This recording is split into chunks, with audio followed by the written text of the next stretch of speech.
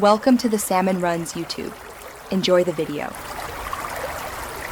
You open Imovie and start by creating the movie project.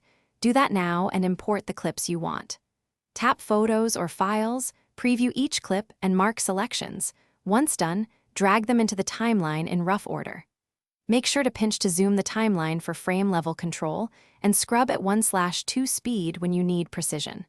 This gets your raw material organized quickly, so you can focus on cutting and storytelling rather than hunting for footage. Now you refine the timeline. Tap a clip to trim by dragging its handles, or place the playhead and choose Split to remove middle sections. Once clips are clean, add transitions and titles from the toolbar.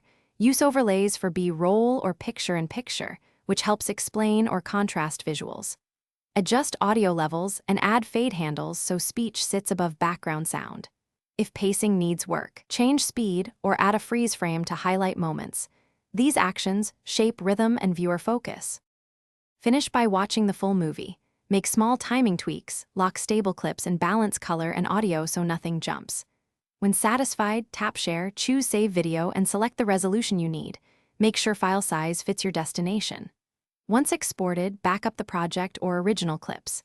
If export stalls or fails, free up iPad storage space, force quit and reopen Imovie, or retry exporting at a lower resolution. That simple troubleshooting usually resolves stuck exports without losing your edits.